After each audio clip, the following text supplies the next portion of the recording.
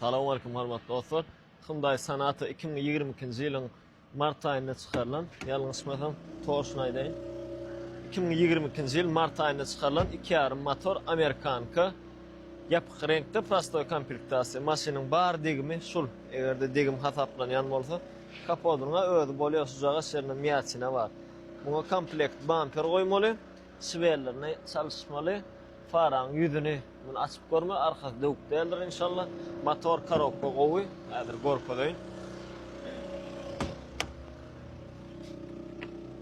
52 000 mil geçip duran maşyn şol.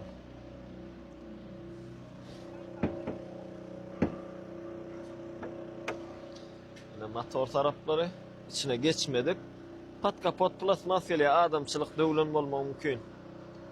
Arasda 22 1K 3-nji ay, ýagny mart aýy, 2,5 motor, GDI, bar degim şol, öň labowy original. Diskal jaşular ýal pakırşkalaryň ýagdaýy ortaçy. Gowdady salony, açyk ak salon. Probega mana 52 000 geçip duran. Bir katynam görkezeli. Salon gata owadan. Şu maşina takminan $500, $700 aralygynda rasxot bolar. Daşyna renk sepenmizde, öňüne de duplikatdan ýyňnalmyzda.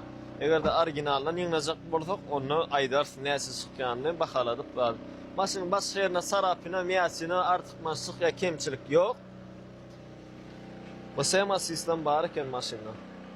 Start stop del açar, zadny kamera bar. Radarly, jawably maşyn. Şu maşynyň şu ýagdaýyna bahasy ýokarda ýazylan, aşagda telefon belgide WhatsApp bar, imo bar, arkadan habarlaşyp bilýän. Şu maşyn gerek bolsa bahasy mümkin gymmadyraqdyr ýöne ýagdaý gowy, ýyly gowy maşynyň. Arkadan habarlaşyp bilýän. Esasat kim nereden kimden näme maşyn alsa näse etsin, janyňyz sag bolsun. Aty gowy bar ýa.